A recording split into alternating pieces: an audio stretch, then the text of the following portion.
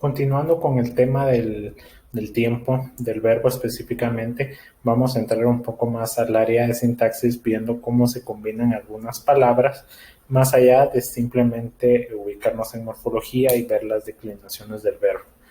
Primeramente, para comprender los tiempos verbales es necesario tener claro el concepto de gramaticalización y el concepto de paradigma flexivo. La gramaticalización se refiere a en sintaxis que encajen los verbos de acuerdo a género y número, o sea, la cohesión que existe entre esas unidades, entre el sustantivo, el adjetivo, entre esas categorías, dándonos a entender que las partículas género y número son las que van a determinar la flexión. Entonces, la gramaticalización en el caso de los tiempos verbales va a hacer más énfasis a los tiempos compuestos. Estos se van a combinar con el verbo haber, lo vamos a ver un poco más adelante.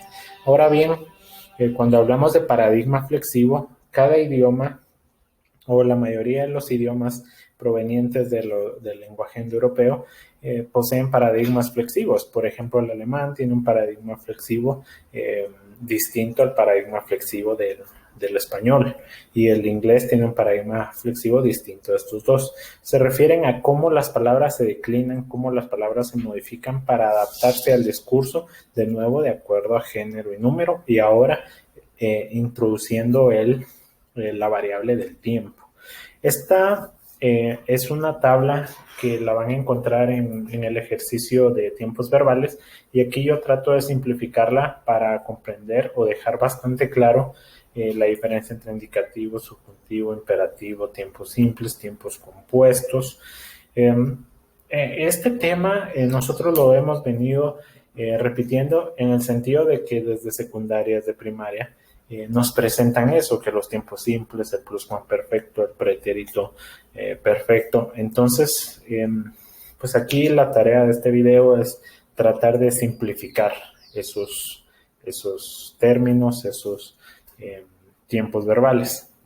Gran parte de lo complejo de los tiempos verbales es la terminología. Una vez comprendida la terminología, nos vamos a dar cuenta que los tiempos verbales son bastante sencillos, son bastante fáciles de comprender.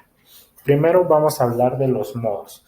Tenemos el modo indicativo, subjuntivo e imperativo. El modo indicativo se refiere a, como habíamos ya discutido en unas clases anteriores, se refiere a simplemente afirmar o negar una acción, o sea, describir lo que está pasando. Por otra parte, el modo subjuntivo se va a referir a la posibilidad. Se va a hablar de que en el tiempo no sabemos si es algo contingente que suceda o no, es algo probable.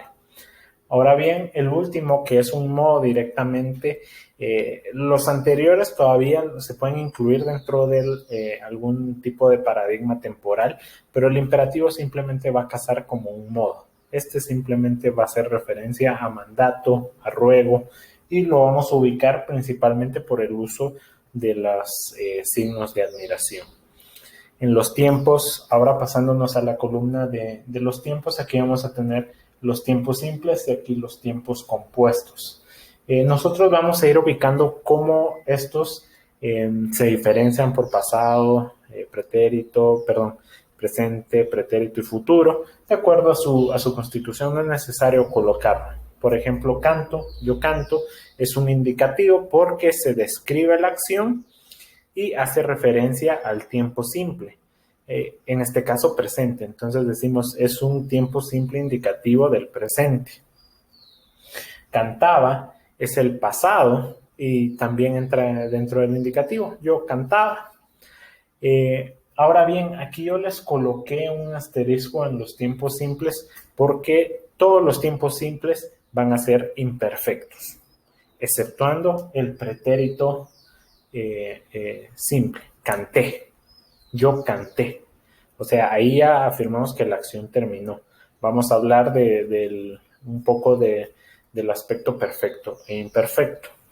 La diferencia entre esos dos aspectos es que cuando el verbo describa la acción como ya finalizada de acuerdo a su terminación, vamos a decir el tiempo es perfecto. ¿Por qué? Porque ya concluyó.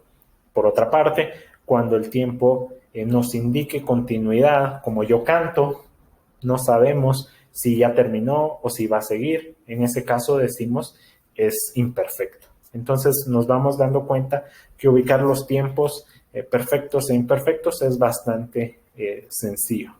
Por ejemplo, aquí cantaré, igual del indicativo, pero estamos hablando de un futuro, de algo que sucedería. Cantaría, igual a un futuro.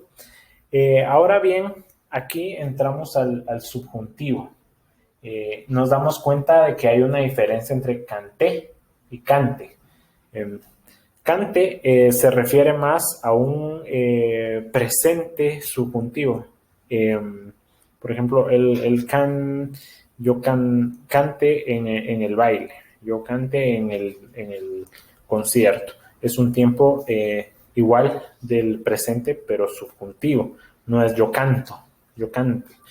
El pretérito imperfecto, cantara, ese es un poco, ya queda un poco en lo que conocemos como arcaísmo, desuso.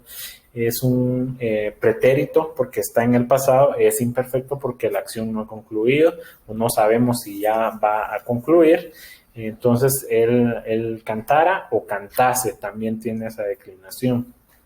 Y por último, tenemos el único tiempo presente imperativo, que es simplemente canta, pero recuérdense con los signos de admiración.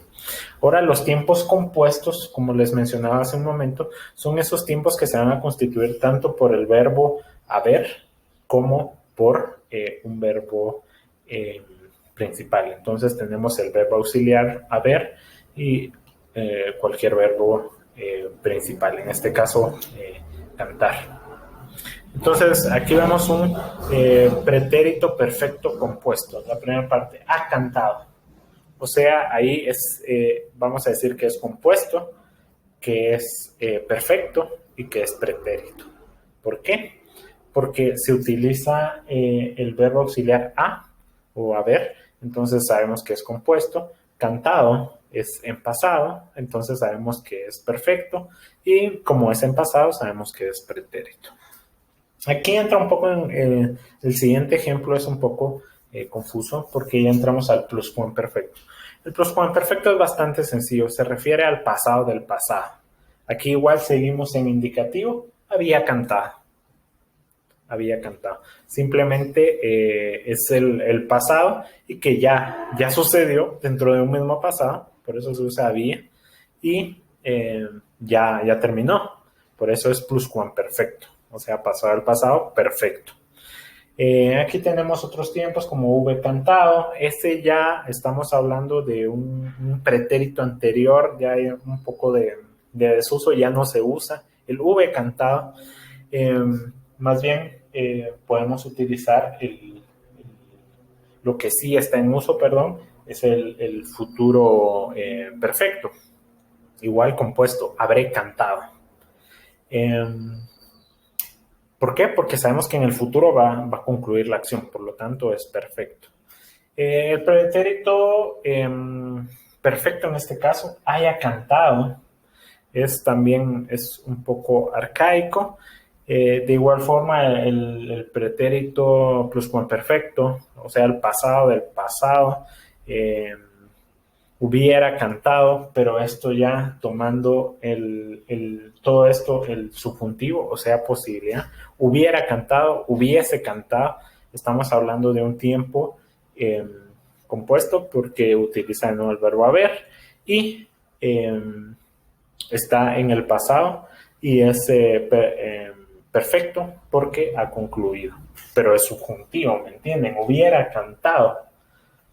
Se cumplen todos esos requerimientos, tanto posibilidad, contingencia, terminación del verbo, se usa el verbo haber, por lo tanto es compuesto. Entonces se van identificando todas estas modificaciones y tipos de tiempos verbales. Y por último tenemos el futuro perfecto dentro del subjuntivo, hubiere cantado.